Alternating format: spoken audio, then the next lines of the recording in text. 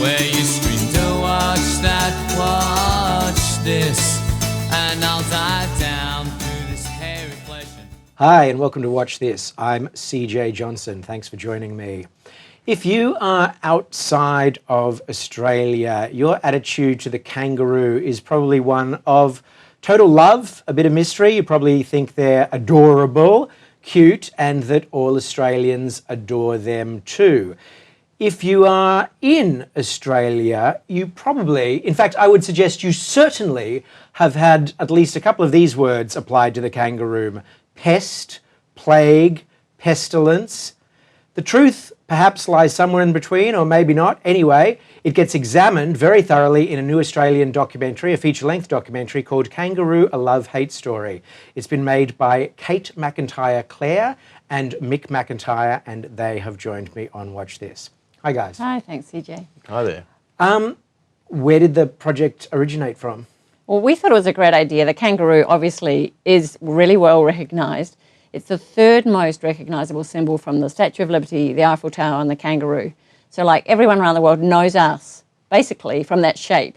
Yeah. You know, so we knew that that was kind of an interesting story, and we had felt that there wasn't a sort of a doco in Australia that really looked at that cultural connection to the kangaroo, because everyone has some connection, whether it's your sports team that you love, or, you know, you're just pleased to see it at an airport somewhere foreign, or, you know, your father's a farmer or whatever.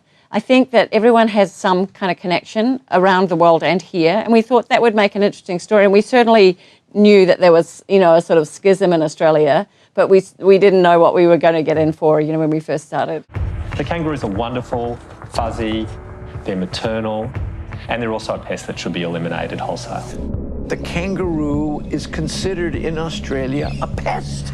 I thought it was like the American bald eagle, you know, a national symbol. I'm sure that people think of a kangaroo before they think of the Sydney Opera House. Absolutely. Yeah, no, totally. It's very popular with tourists. I think it's the most, the first thing on everyone's list when they come here is to see a kangaroo. That's the sort of the different thing we have. Yeah. And we need to, we're realists. We understand that our documentaries have to have some international appeal because we need a marketplace. And we knew, given this research, that they were an international icon as well as an Australian icon. We thought, yeah, let's dive into this. And we were shocked that no one had done it before.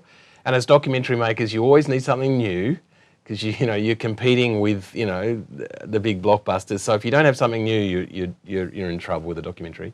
So we thought that this hadn't been told before, but as Kate has said, then we as documentary makers, we throw ourselves into the subject, and we've just spent the last 4 years experiencing what is really going on with kangaroos in Australia.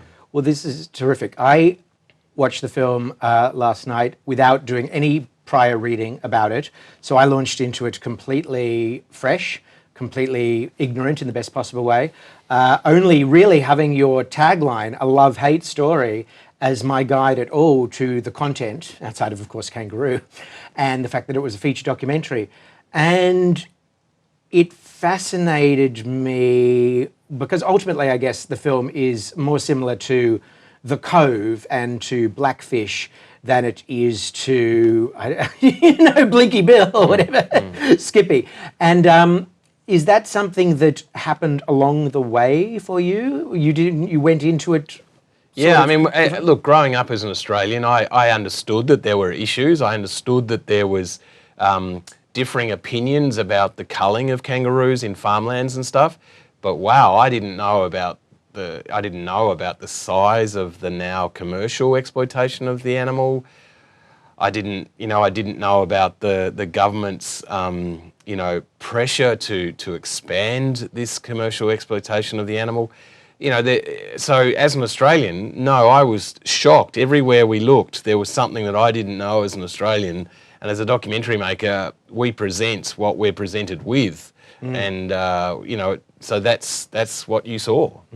So it's really, the film follows your investigative journey and your eye-opening as it goes on. Yeah, and I guess, shooters rang us up and talked about the hygiene of the meat. They were really worried, or whistleblowers telling us what's going on in the property next door. I mean, those are really, and they're the sort of information that you don't hear on mainstream media. We sort of hear quite a lot about farmers and pests and the industry growing, and you kind of hear that rhetoric, in mainstream media, but we've never heard these other voices. And I think we were surprised that so many people had voices out there of things that they wanted to tell us. And we were like, well, okay, let's listen to everyone. And we did interview as many people as we could sort of around the topic, all the stakeholders, so we could sort of see for ourselves really what was going on. So you've got some specific subjects, and one of the subjects, a pair of the subjects you just kind of alluded to, which is this couple who run a farm sort of sanctuary, basically a private owned block of land where they allow kangaroos to proliferate in the Blue Mountains, and they've essentially been keeping tabs on the hunting of their neighbours, really. Yeah, so basically in Australia, commercial shooters can apply to go onto a property to shoot kangaroos commercially. And so we had as you mentioned, we've got a whistleblower that came forward and who had been documenting this commercial shooter in her neighbouring property. And she's been doing that for the last 10 years. And back to Kate's point, these voices don't get heard in the mainstream media. All we hear is the government propaganda that everything's okay. So as documentary makers, we rely on that sort of whistleblowing information, and so we represent her story in the film. And what she outlines is that she proves with her on-field observations that the shooters aren't following their own codes of practice, which means that they're not killing them instantly. These animals are often dying in horrible circumstances. But she's also documenting the horrible cruelty that goes on with the baby joeys. That again is not part of the public discussion. And she's doing a lot of this in the same way you are, in a way. She's using a camera. She's using a video camera. So this was obviously an intriguing meeting of the minds, but also what she's doing, especially the way it's presented in the film, and also the way she presents herself, it feels dangerous. It feels like if one of the people that she's pissing off was just on the wrong side of hinged, that her life could be in danger. And yet she's allowed her face in your film. She's pretty passionate about it. I mean, she's been doing it for 10 years. She wants to be the voice of the kangaroos. I mean, she feels they bought their property so that they could have people up there to study kangaroos, and they were going to build little huts and stuff. And because they're surrounded three sides by state forest, so they actually have this kind of little bit of paradise. Yeah. And that's what they were hoping for, and I guess that was her interest. When they set it up was, nature conservation or just looking, scientists, whatever. So, she is brave. I think she's really brave. And also she wants everyone to know a true story. That's why she documents it so fully and takes notes and does her camera work and everything, so that, one day someone will come along and believe her story and do something about it. If I hear a shot or I see a spotlight, I grab my camera. Someone has to witness it. Someone has to see what's happening. If Australians really knew what happens out there in the dark, they would be horrified. Now, what about, there is a hero in her story who we'll get to shortly, but what about her actual neighbours? We see through her lens some of these hunters. What about her actual neighbours? Did you approach them at all? No, there's a farmer that lives next door. We didn't approach him. We were just doing her story. I mean, we did talk to a number of farmers in New South Wales and Queensland, and they've got really differing points of view. Some of them had shooters previously and on their farms, and now they don't think that lowers the numbers of kangaroos at all, so they stopped, and that's been a better system for them. Other farmers wanting to work in a sort of coexistence way, and then other farmers thinking they're pests. So, I mean, I think we do talk about farmers in the sort of same category in Australia, often in the media, but they're not at all the same, and that's what we found, is everyone's got a different opinion. They want different things from their property. They've got different history with their family, line and everything. So, and I think in each state is run differently, so they can do things differently. So, I get, it probably pisses them off occasionally that they're always lumped into the same category too. Of course. Yeah. That's exactly right too, isn't it? Because sort of the knee-jerk reaction we have is like, oh, farmers are going to dislike your film because farmers think one way. And as you say, of course, they don't all, So the experience of watching your film is extremely eye-opening, extremely revelatory. It was to me. And it's sort of, about after the first 20 minutes, half hour, revelations come thick and fast. And I kept learning new information, and it was dispiriting and sad and tragic and made me angry and all of these things, like Blackfish, like The Cove. But we've got this hero in this film that is, one of the first politicians I've been able to admire in a while. Tell us about this gentleman. Well, interestingly, Mark Pearson, who is now an elected representative in the New South Wales Legislative Council or the New South Wales Senate, interestingly enough, that he got elected to Parliament whilst we were in production. So Fantastic. It was one of these documentary makers' dreams because we followed his journey from election day to being elected to his maiden speech in Parliament, and one of his first acts was to announce to the public that the kangaroo management plan in New South Wales had never been publicly scrutinised for 25 years. So there had been no public or civil discussion about how we manage kangaroos in New South Wales for that long.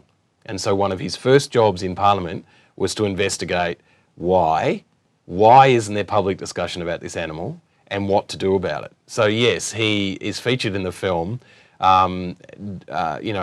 sort of basically blowing the whistle on the silence that goes around this issue, because all we hear, as Kate mentioned before, is the rhetoric that their government give us this fanciful number, and we can talk about that if you like, and that everything's okay.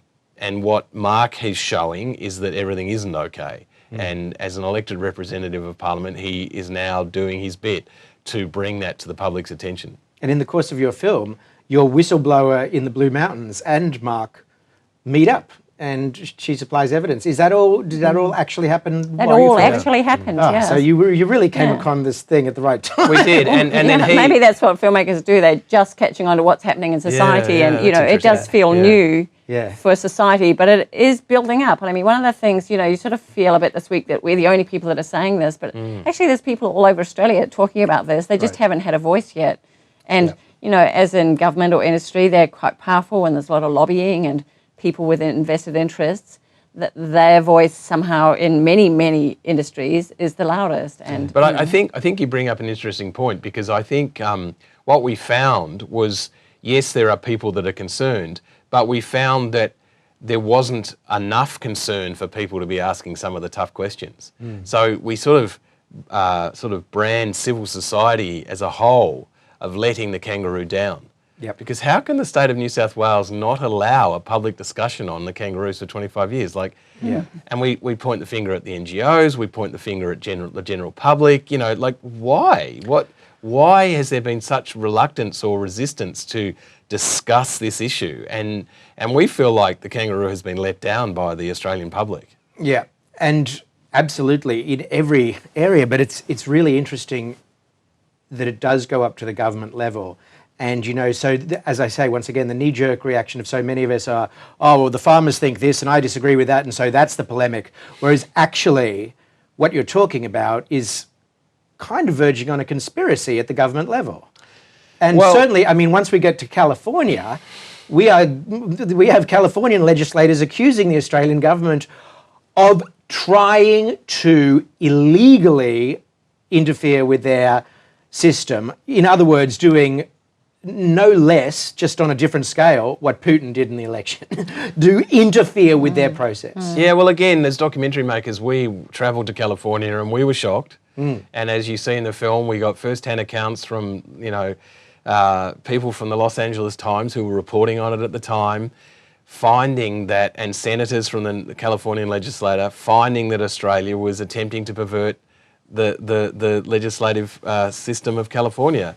I was shocked as an Australian. I am too. This is our wildlife that they're talking about. This isn't some, technology, but it's our kangaroo wildlife that they were attempting to put on the Californian legislature to make them accept kangaroo imports. And those subjects you find in California, they're very up on it.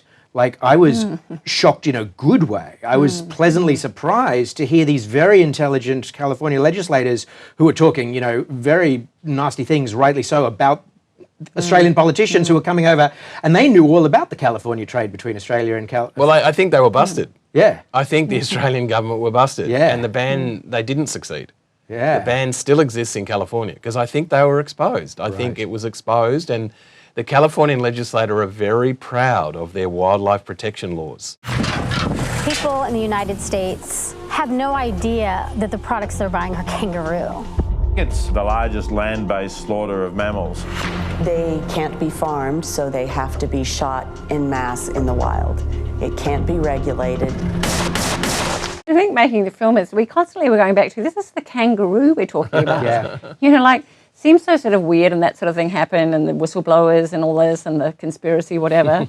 And then we're talking about the kangaroo. You know, one of the best parts about, of course, making documentaries is you get to go do things that not many people do. So we spent a while up in the outback of New South Wales at the Sturt National Park where those big red kangaroos are filmed. And that is just like the most terrific thing sort of that you can do in your whole life. They are just magnificent. They're taller than you. They're strong. I mean, you see it in the film. It's just the most beautiful experience. So to sort of kind of be juggling that in your mind's eye when you're watching it and when we're filming it, it's like, all right, and they're like herbivores and they're incredibly caring of their young and, you know, they're cute and like all the things that we like about them. Highly social, their mobs are highly social.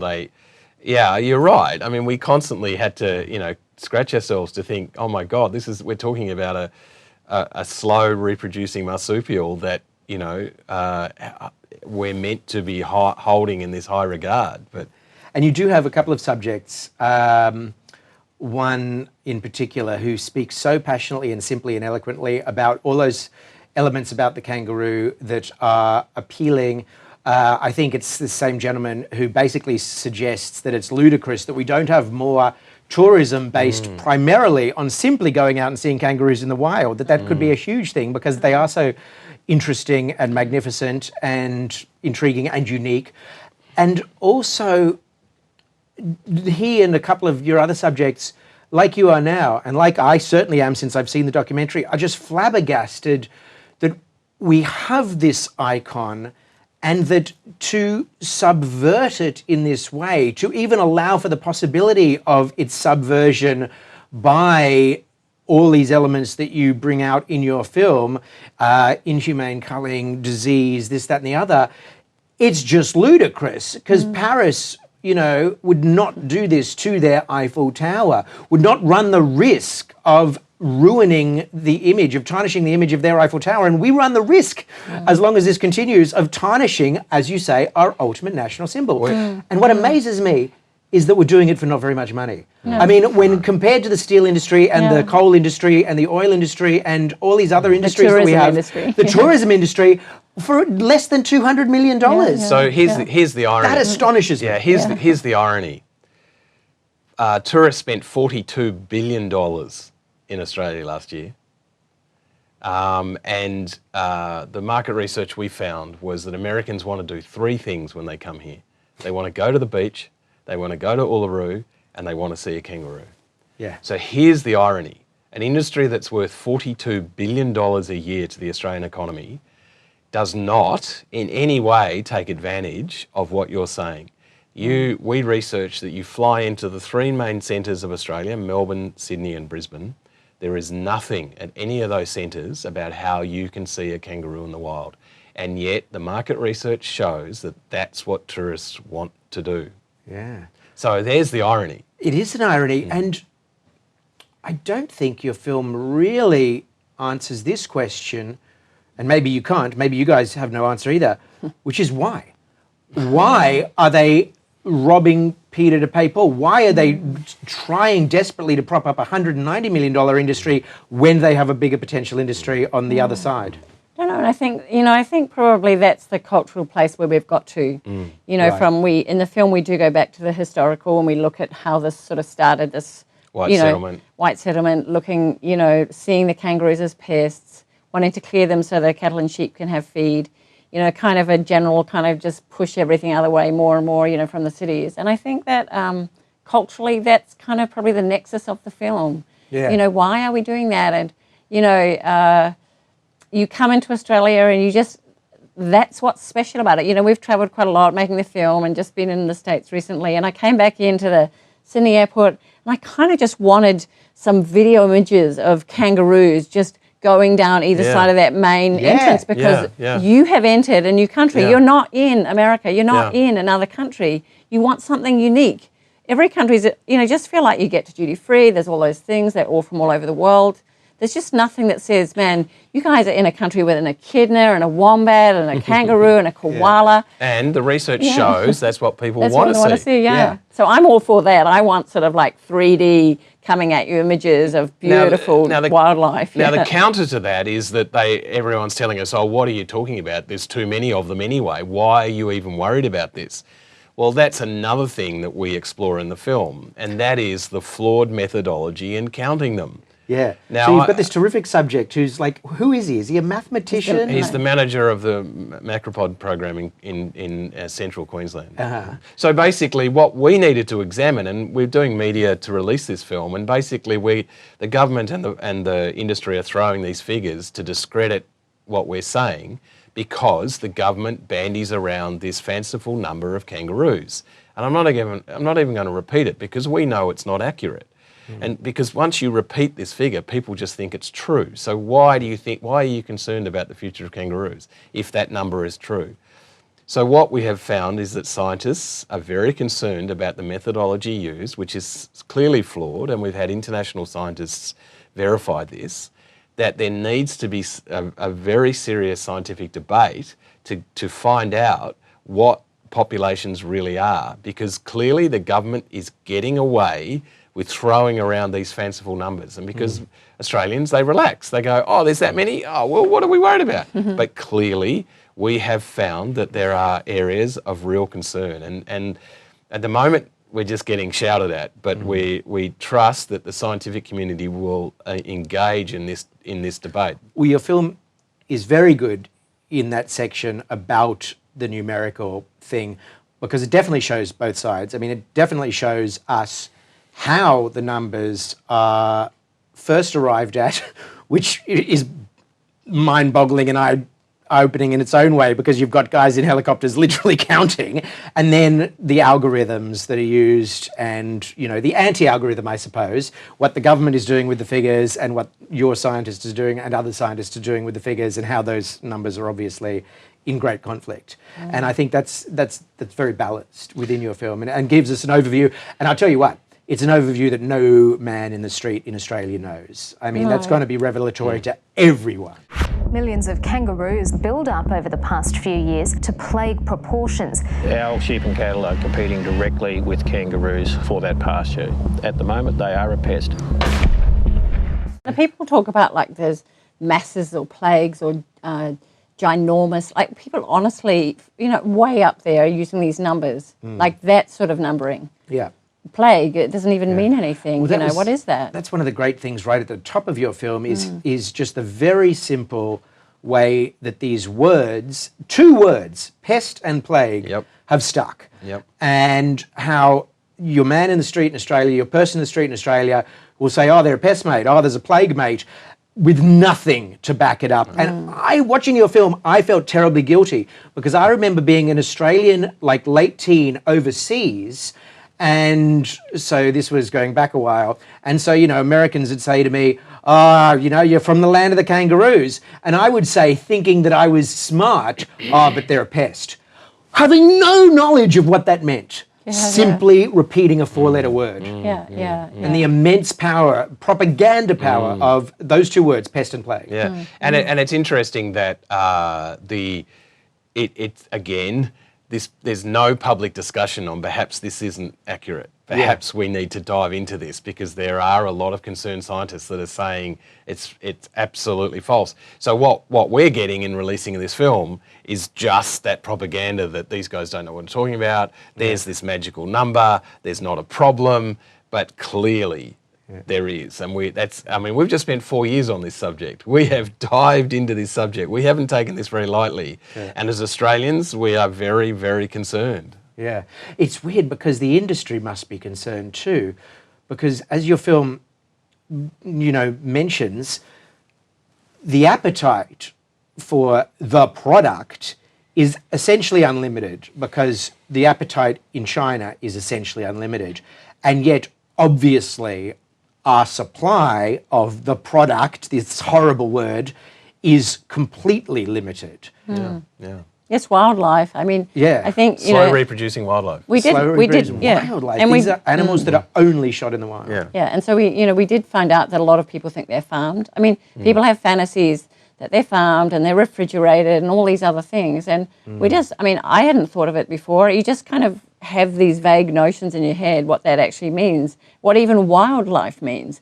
Wildlife means it's not domesticated, it doesn't reproduce on order. We haven't got an unlimited annual supply, you know, because it's not like agricultural, you know, it's wildlife. And we do it, other wildlife that have, you know, they've tried to put a commercial industry around in the world has failed. It doesn't work. Is the industry trying to farm? No, not at They've this never stage. been able to farm kangaroos. Even, I mean, I think we would have by now 200 years, but it's very expensive. One, they're really lean. So they're like, you know, far less meat on them than sheep and cattle. Yeah. They can jump fences, so you need to put up really high, expensive fences. Yeah. And they also have a muscular myopathy. That they get frightened easily Very and easily. they can die Stress from stress. kills them. Yeah. Right. So in like what we would consider sort of agricultural things, whether it's herding or dousing or whatever you do on those sort of things, they wouldn't cope with that. Yeah. So That's interesting. Yeah, That's and, really and interesting. being a wild animal, this is another thing we uncovered by witnessing it firsthand, is that they are shot in the middle of the night, in the middle of the bush, unsupervised. So the cruelty issue is there because no one's watching, including the way they dispose of the baby joeys. But then they are butchered by the commercial shooter, there and then, in the field. Yeah. Not by a butcher, not by a trained butcher in an abattoir, by a shooter. So eventually, a carcass, not every carcass, but carcasses of kangaroos are going to get contaminated. And that has been proven. So basically, the messaging now is that contamination of kangaroo meat is unavoidable. And I'm talking about E. coli and salmonella. And the industry itself has recognised this and is now basically adjusting the way they treat their meat and by applying acidic and lactic and other acids to it to try and get rid of this E. coli and salmonella contamination. So that we learnt that the idea of this clean green meat basically is a bit of a misnomer as well, because Totally. I would never be buying kangaroo off the supermarket shelf yeah, again. because it's being butchered in the field, and it can be hours before that dead animal is refrigerated. So I think again, as Australians, we were shocked to find this out, and that's why we had to put it in the film. Russia has banned kangaroo meat into Russia because they did their own tests and found that it was contaminated. Thanks to Mick. Thanks to Mark. Thanks to Mark. So Russia was a big market for kangaroo meat. That ban still stays in place. Only last week, a Dutch supermarket took kangaroo meat off their shelves because they found contamination in their meat as well. So it's obviously a real concern. Well, your film definitely feels like a starting point. Like, I definitely feel and hope that someone will come along and give you a lot of money to go further, because obviously the discussion continues, and in many ways your film will start a new discussion. Yeah, we hope among so. other people. Yeah. So, you know, I would love to see sort of a tail-end series, even a docu-series come out of this, because there are so many interesting side stories that I wanted. For example, in one shot or in one sequence, there is footage within a plant, and I guess a skinning and deboning, or whatever you call the terminology, plant, a butchering plant. And I noticed a lot of young Asian faces in that plant, and that to me could be an episode. I was like, how did those young men end up doing that particular job? How long do they stay? Like, what is their story? You know, there's a lot of stories. There are, yeah. And I'm sure, you know, it was a tough film to get down to 90 minutes. It was. I mean, I think it's our national icon. It really does affect a lot of people, and you know, we took it really seriously because we think that everyone has the right to know. You know, and we should be having a national discussion because everyone has the right to know, not because someone owns them or someone is making money out of them, or, you know, they're annoying someone on their property or on their golf course or whatever. We just should know, and then we can make a decision. Yeah. So, having gone through the 4-year education and giving myself a 90-minute education last night, what would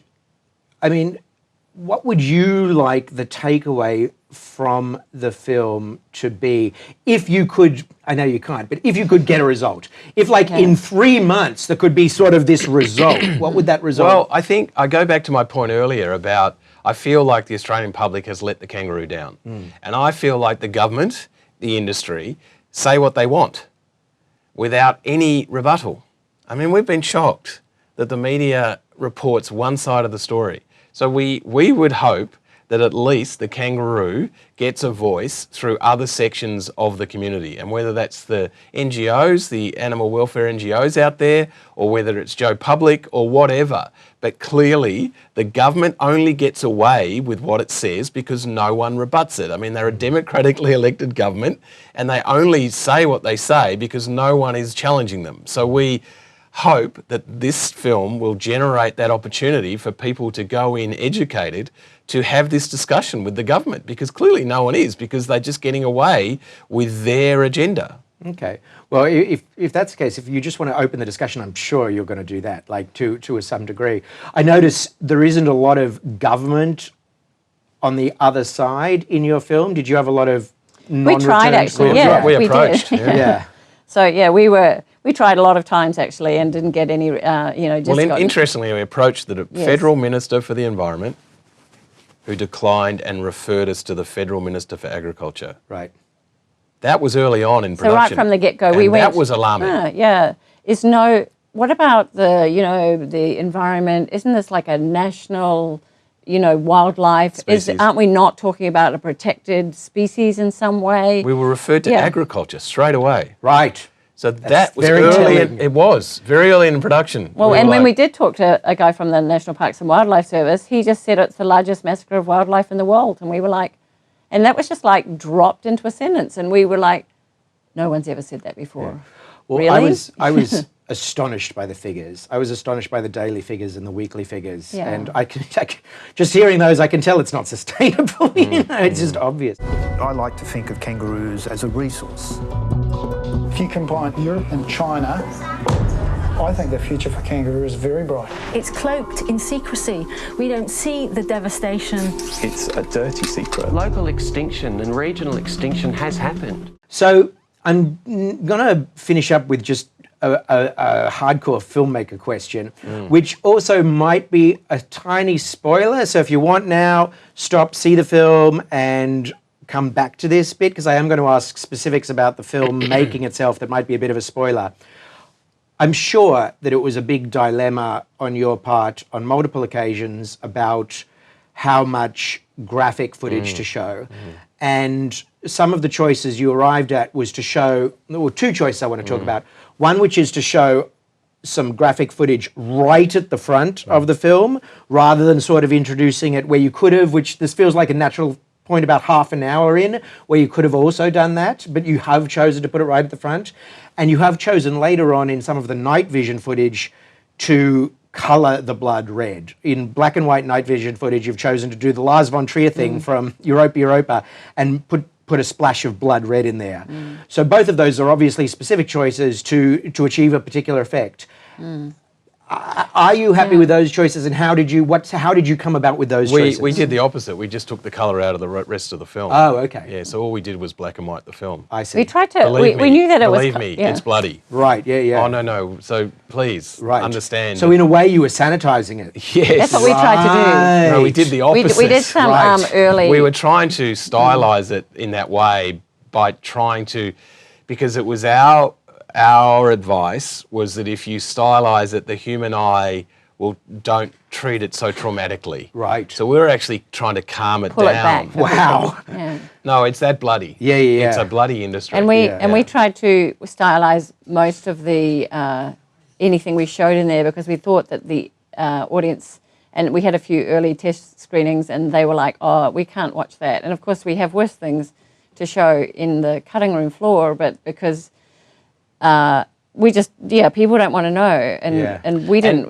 we wanted to keep it so everyone could see it, and as far as having something at the front, I mean, I think that we were giving the audience a kind of an introduction into kind of the mystery of this. This was not going to be just a sort of a let's unfold a national icon. This was like, oh my God, what are they talking about? I mean, it was a question. It was like a question mark, really. It was like one of the first things we experienced. So it felt like our experience. Okay, what started out as a film about the culture icon, this is what we found out, so this is what you're going to see. It's sort of like, I don't know, it was like a wake-up call to us. So we wanted to put it up the head, Yeah. But, it's, there's a lot of things in the world that are really uncomfortable right now to watch, and they're way more uncomfortable for the kangaroos in this case that are living with it than it is for us, in the end. So we sort of took that on as a bit of a mantle that, we don't want to see things in Syria particularly, or we don't want to see, lots of things that are going on in the world right now. But really, it's far worse for the people that are actually in the footage. So bear up, is what I say. How do we get so hoodwinked into believing that it was okay to kill our national icon? This is what they don't want you to see, that's what they don't want you to know. As Australians, we take them for granted that they're always going to be there. What if they're not? Well, thank you for making this film. I think it will start a discussion, and I love that it opens that door without, becoming overly polemical, but it has a very strong point of view as well, which is honestly arrived at. The film has the integrity of people who've been on a journey. And, as I say, you learnt over 4 years. Now you've given it to me in 90 minutes. But I hope there's room for further discussion from you guys too on a filmmaking level, because I think, it's a big enough story.